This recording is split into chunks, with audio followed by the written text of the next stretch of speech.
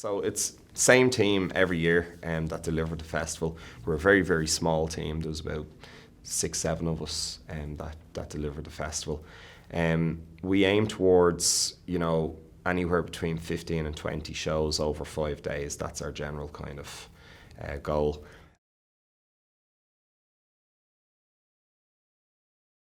Tonight is to give people a little taste of what's to come. Just sow the seeds, particularly in advance of Christmas. Sow the seeds that, the minute the Christmas spell is over and people are back to normality, they can expect this wave of comedy coming to the town. And what that looks like is we use one of our premium venues in the Martello.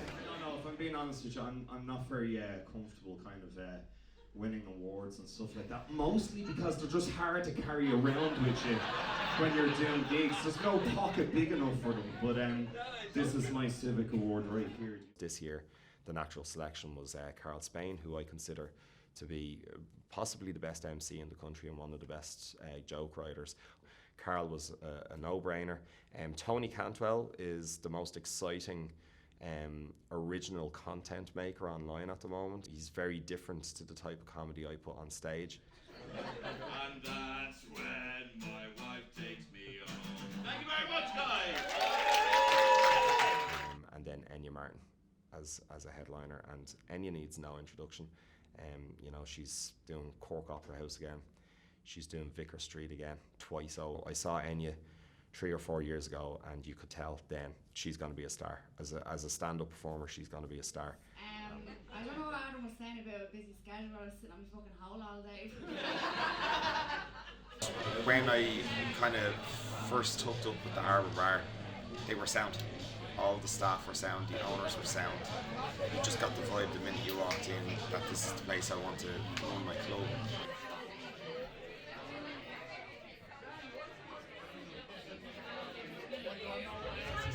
Good evening. You're all very welcome to the Harbour Bar Comedy Club in Bray. This is our 11th anniversary, 11 years old. The Comedy Club is 11 years old today, which is a coincidence because most of the front row are as well. What the actual fuck, this is the youngest. These people are all definitely doing the junior cert. First act that we've got on. His name is Iman Adama, that's his name, don't try and spell it.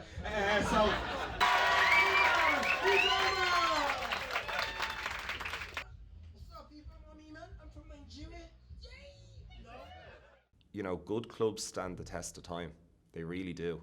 And I'm very, very proud of 11 years, if I'm being honest with you. And also, 11 years later, I'm still giving people their first gig. It sucks to be performing in front of a bunch of children, but I like, for once in my life, not having the shittest spirit in the room. So that's nice. No? You guys online dating? You don't want? Are your parents really here? Because I'll stop asking embarrassing questions. Yes, they are. Where's the parents? Over there as well. 1, 2. This is a great little intimate crowd. The difference is you can see everybody.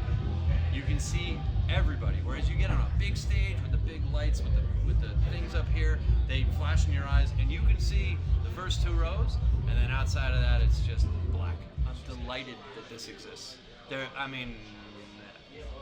I don't think I'm being hyperbolic to say that there literally was no comedy in Bray before Adam.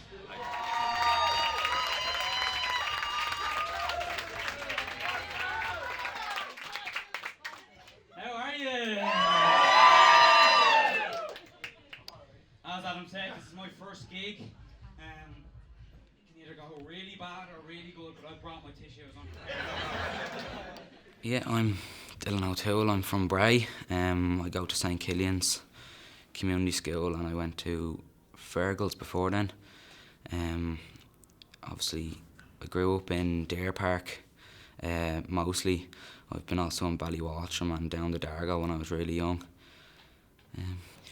But yeah, I'm always on the stage. I'm always doing this and that.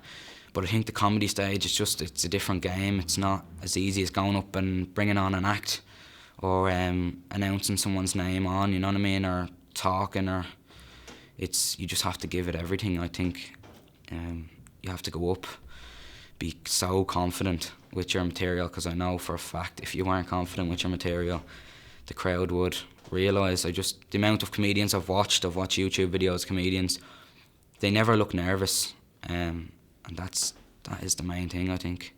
No, my main focus for now would be the Hardy Har gig, because I haven't done this before. This is my first gig, new material. I haven't tested any of this material.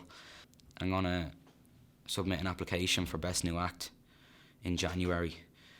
So hopefully if I get picked for that, the finalist of the heats in January will perform at Bray Comedy Festival, which is, a big step for me anyway. So that's the plan.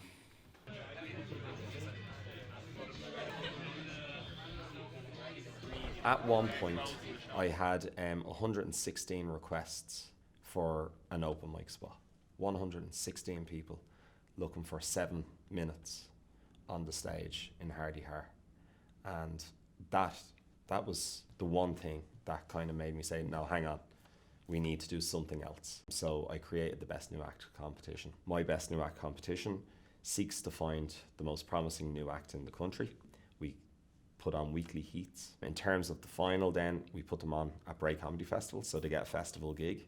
The winner gets a paid gig at the rap party, which is the last show of each festival. And I normally arrange a gig package for them. So I consult with 5 or 6 other promoters, and I basically negotiate with them that they'll give, in that calendar year, they'll give the winner of the competition a small paid spot at each of their clubs.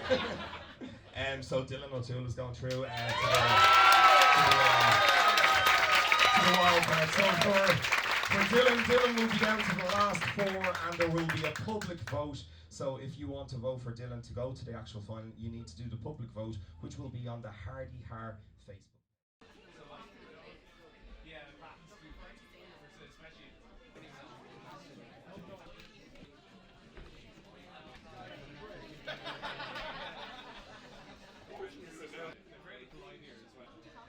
Winner tonight and the Best New Act 2020, please come to the stage to collect your huge trophy. It's Sean King! Sean is our Best New Act competition winner. Come up here, Sean. It's the big reveal. The big trophy is all yours, Sean. Hold it high above your head. Our Best New Act 2020, the fantastic Sean King! I feel amazed and surprised because the other comedians were so great. Like, it could have gone to any one of us, really. I think it's helped me by giving me more confidence in my act. Like, I definitely think that now I'm better than I was. Definitely, because coming into it, I didn't think I really had a chance to win. But winning was a big surprise to me, so I'm really happy. And in the future, I think that I'll be able to use this as a platform or as a foundation to grow my career, because I can say, oh, I won this. It's kind of good bragging rights, if you get me, yeah. I always did writing when I was growing up as a kid, so I was writing since I was 10, and then when I was 18, I just came back from Nigeria. I was in Nigeria for 2 years. I came back, and there was racism, as a joke. It didn't offend me, but I found myself saying, oh, I can write better jokes than these. They were just saying the same thing over and over again. So I started writing up some bad Italian jokes, and they were nasty. And then I watched Dave Chappelle, and I was like, oh, he's really good. And then from there, I was just like, oh, maybe I should give it a try. I think it's just the amount of young talent, giving me a chance. I don't think I'll do any other festivals this year. I'm not sure. I think that this one's just a good platform. It gives me an opportunity, and yeah, I really appreciate it. I obviously love performing here, so I felt comfortable. It's just such a good experience. I've had 2 gigs here now in the last month. I've done two different sets. So yeah, after getting second now, all my posters, all my future gigs will have Best New Act runner-up plastered all over them. So it's just the opportunity. It's the opportunity to get on a bigger stage than what young comedians could start out on. They could go to a night in wherever in Dublin where it's not that big, it's only starting off, you might get a room of 5 to 8 to 10, you know what I mean? But just gives a bit of an opportunity to get into a nice room, a big audience, a nice audience, gain a bit of confidence for new acts. So yeah, I think this is the right move for any act getting in. The community, you know what I mean, the comedy community comes together, like, and even people that don't watch comedy every week will come down and support it because it's in Bray, you know, that's what we're all about. So, and people come down, they enjoy themselves, they see what comedy is like in Bray, you know, and it's not like we have the festival and then it leaves, you know, we have the Hardy Har every month, you know, after the festival I guarantee you'll see an increase in the Hardy Har, you know, it's just great that people are getting out and supporting comedy. It's a really great room here. I played Valentine's Day last year here, and it's just such a nice intimate room. Like, you do also have people thinking kind of like, well, I'm so close to the performer, I feel like I'm part of the show. I'm just going to talk. But it was great. I got 2 pints bought for me. I mean, they derailed the show. But I got 2 pints out of it. It was great. And Bray Comedy's great. I think what Adam's doing here is lovely. It's he's such a passion for getting comedy in here, you know.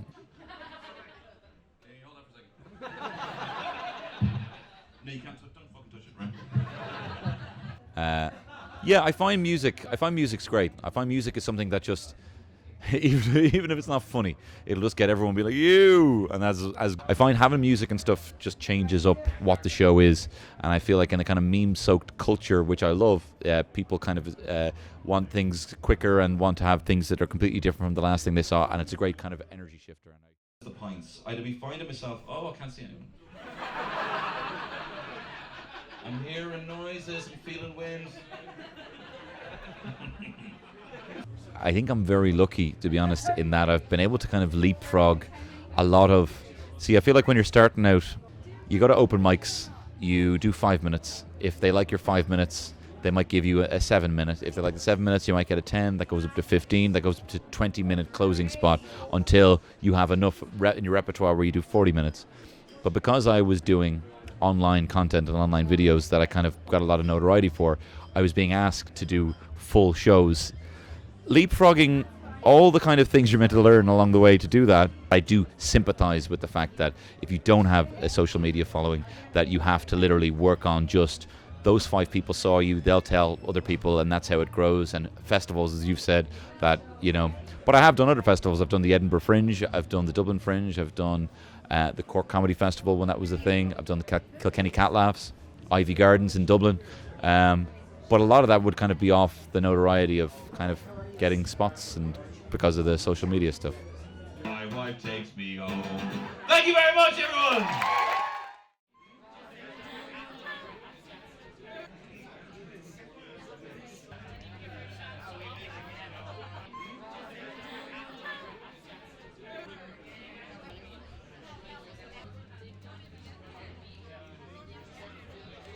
So roast battle, it's the comedy roast tradition started at the Friars Club in Manhattan, which the Friars Club was started in the 20s, and it was a bunch of acts who noticed that a bunch of free tickets were being given out to shows, and they were given out to journalists, and the journalists were wasting everybody's time, so they decided to start their own club where it was only comics who could go. And so they started their own Friars Club, and they would get, and this is the 20s, gentlemen's clubs and all that, and they would sit around, they'd have dinners, and they'd just talk shit about each other for hours and hours and hours, and eventually they started doing it for charity. And then the roast battles, as far as I can tell, almost kind of came out of the rap battle tradition of that same sort of like, 20s, 30s, 40s New York style. This guy's so fat that he ba ba ba ba ba, and this guy's so old that he ba ba ba ba ba. Those sort of rhythmic things, but it was 2 people competing against each other, and so that's what the comedy roast battles are. But as far as I'm aware, I started the first ones that ever happened in Ireland. There have been other roasts that have happened, but roast battles, I think I'm still the only club that does them. You look like my favorite uncle. An ugly man. It's from the other side of the family. Ronan looks like a washed-up porn producer who's hoping that VHS is going to make a comeback. Speaking of comeback, how's that daughter you never see?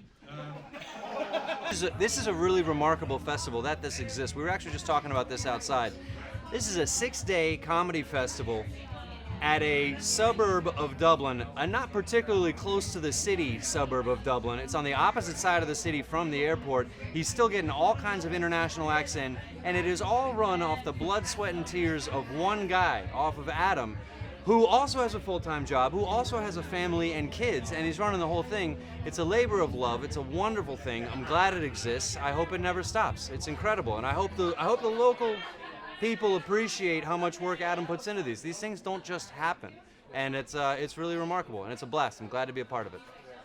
Yeah, after the election, Stephen Donnelly really let himself go.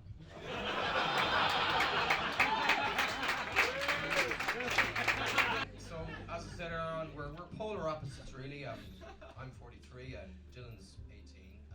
My two eldest children, actually, combined, are the same weight as Dylan.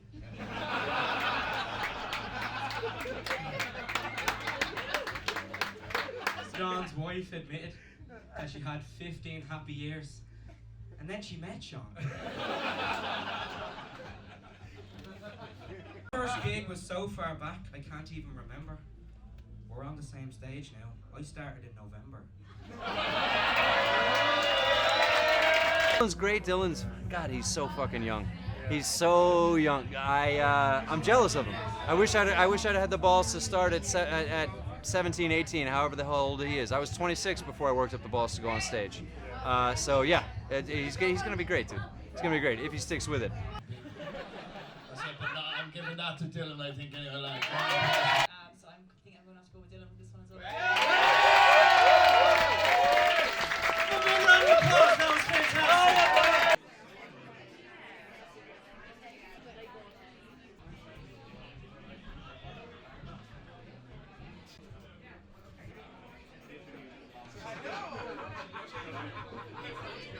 Makes Bray Comedy Fest different to other festivals? It's everybody. It's so friendly. Everybody knows everybody. Everybody knows Adam and all the gang. And I have no nerves here coming tonight. If that was another festival, I'd be worried that I'll get booked again next year or whatever. That I put on a good performance. It's all social media now. Your online presence is a big thing. I have an Instagram account and a Facebook account, but I'll be honest with you, I'm 47. I haven't got a clue how to. I keep picking up tips from other people, but it is definitely. We're going to festivals and there's new people on all the time, and they're starting like I would have done. Normally you would start as an open mic and you go up along. These people are starting to go straight into festivals because they have this big online following on YouTube or whatever. They're just. Yeah. And how did you introduce Paul Marsh then? I said, this guy's like a fireman, he's a real hero. I just made He is a fireman. Paul mentioned his wife as well. Paul's a fireman, and his wife worked the pole as well. I wanted to be a comedian for about 10 years, and I used to never go to comedy gigs. It was like, wanted to be a footballer, not watching matches. But Des Bishop was the first person to pay me for a gig, and then he helped me out an awful lot, and I would say, I owe you big time. But he says, no, you don't know me, you pass it on to the next guys. And I remember passing it on. But that's the way it is for a lot of the comedians. You'll help each other out, you'll know, a lot of the time, if there's a charity gig, for example, and you see loads of acts on, that's more testament to the guy who organised it. They're all doing it as a favour to that comedian rather than being passionate about whatever the charity is. It's like a weird community, the comedy thing. It's like, I always feel we're like a scattered tribe and we come together at festivals. So it's like we were born like aliens, we're just dropped in different parts of the world. And with being a comedian, you can come from anywhere. It's not one of those things like, it's not like, sports stars come from working class as a tradition, come from working class areas. Comedians could be anything. They could have been doctors, they could have been lawyers, could have been anything, could have been the poorest. And there's an understanding when you come together. He was making up a job. All right. Does it sound like this? I can speak Romanian. How are you? Very well. And Kulak, apparently. Kulak, I went to college there. College de Dulig, which is Irish. If you don't speak Irish, it means college on the dole. I love coming to Bray. I've come not just for the festival, doing gigs here, whatever. It's such a nice place to come to. it's far enough away from Dublin, but it's still close enough that you can get to it handily enough. I think when there's a small festival and all the acts come in for the weekend, they can hang out and we're all together. Like when you're in Edinburgh, you could be in Edinburgh for the month, you mightn't see, your best friend, you might meet them 3 times in the month. You're just too busy. But here you're together, you have a bit of crack, it's only a weekend and you're gone again. Like. This is the crisp noise now is going on, I suppose. We'll just say replace laughter. If you're enjoying a joke, don't laugh, just go. Am I a loud one? I am a loud one, especially when I'm with the right woman. I think social media is a big part of it. It's already there. There's acts that are doing Vicar Street that aren't. They're becoming live performers, but they didn't start doing 5 minutes like I did. It's a new genre of comedy. It's a new generation of comedy. So they'll do videos on their phones. They might never have met any of us, and they're on YouTube and they suddenly become viral sensations. And then they're doing Vicar Street, and there's a huge audience there for them. And I think again, it's a different thing, and it's good. I don't think it's going to replace live stand-up. I think the best example in Ireland would be Foil Arms and Hog. Every week there's a new video out. They're great quality. They're very different week to week. It's not like, oh, that's a continuation. They work really hard. Those guys are massive all over the world now. But bring on act, shouldn't they bring on an act? Should they bring on an act? Don't be getting too fucking excited about me leaving the stage. This next act is so funny and so gore. Oh no, it's not. It's Aideen, isn't it?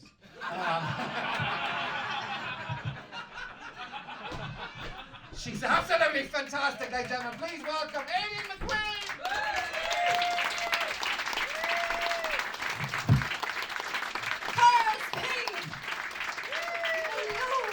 Hello, it's great to be here. So my name is Aideen McQueen. I'm from Kilkenny. I never did comedy for years, and then I met this one called Eleanor Tiernan, who's a really good comedian, and she was like, "You're hilarious. You should do comedy." And I was like, "Okay." So I started doing it, and it was horrifically bad, but I loved it. So I kept going, and now I do loads of gigs. I pretty much gig every weekend. Adam was really kind. He knows everybody. He's like a mate, and he's like that to everybody, and so is everybody in the festival. Like you do some festivals, and they're just phoning it in. I was in one festival in England, and the guy, the MC, he had just a list of names. He'd never met me before. He didn't even bother to introduce himself to the acts. I was ready to go up on stage, and he just goes, "Our next comedian is a great comic and a top bloke. Welcome to the stage, Aideen McQueen." And I walk on, expecting a man, and I'm dressed like this, like Mary Poppins after a music festival. So many people that do comedy and they get up famous from doing videos, and that's really cool. I mean, it's amazing because everybody can do it, Ladies and gentlemen, all the way from Wicklow, we get all the international acts here at this festival. He's absolutely fantastic. You're in for one hell of a treat. When people say to me, "Who's that funny Wicklow comedian?" He's the only one I think of. Someone explained that to Daisy down the back. But please welcome to stage the fantastic Danny O'Brien, ladies and gentlemen. Carl Spain, ladies and gentlemen. Yeah. How are we doing, Bray? It's good to be back. Are we good? Good on you for braving fucking Storm Dennis. I've never seen swans have a better time in my life than over in the sea. I pulled up my car, it's like a fucking rave over there. There's just swans going fucking mental. It's fucking class. So, Danny O'Brien from Glendalough, County Wicklow. I got into comedy 12 years ago. Yesterday, actually, it was the 15th of February, and it was a show called The Post-Valentine's Day Massacre upstairs in Doyle's pub in Dublin. And at the time, Ireland had gone into like massive economic recession. I just come back from Australia, and I'd been having the crack. I was working over there, and I come back for the absolute gloom and doom. Ireland was, people were getting their houses taken off them. There was no work. And I was back working in a pub I used to work in and just doing bits and pieces. I was a little bit kind of lost, I suppose. And I started doing a writing course every Monday night in Doyle's. And at the end of that, for about 6-7 weeks, and at the end of it, you wrote a 7-minute stand-up piece that you performed. And that was my first ever gig, and it went from there, basically. It's local community support. You know what I mean? It's Bray is a small little town, and it's small, but it's small with a big heart as well. Do you know what I mean? And it's kind of close proximity to Dublin, but even though it's quite isolated, but the community spirit here is kind of unparalleled. And if there was like a festival like this in every town in Ireland, like, you know, we'd be living our best lives. You know what I mean? There's something special about it, because festivals can only work with the support of a community. They cannot work without it. You know, so that's the heart of it for me. Social media is basically advertising the whole new audience to comedy. There's a big difference between, you know, someone filming something on their phone and someone performing live, and I just hope that the lines don't get too blurred. It has been an absolutely amazing Bray Comedy Festival. Genuinely one of our best yet. But I have to say a very special thank you. You guys don't see the Trojan work that the three girls in the office do, Aisling, Cara and Robin. They are the girls that are basically, you know, I just come up with the mad shit ideas, okay? And, you know, all these comedians are good friends of mine, and, you know, it's a pleasure and a treat for me to bring them out to Bray, but the girls in the office are the ones that make all this magic happen, you know. And I've often said I hate being the face of the festival, or the local lad that's known for bringing the festival to Bray, because it's those ladies that make the festival happen. And of course it's the backing of the venue owners, particularly Conor Duggan here in the Harbour Bar, that makes every Bray Comedy Festival happen. So please, one big round of applause for those really important guys that are the glue of the festival. I'm not going to say much more. I'm not going to say much more other than I'm incredibly grateful that the Bray and Greystones, even the vegans, come out and support us. Last time, a huge round of applause to everybody who made Bray Comedy Festival 2020 so special. Thank you so much for coming out and supporting it. Appreciate it so much. Safe home. Good night!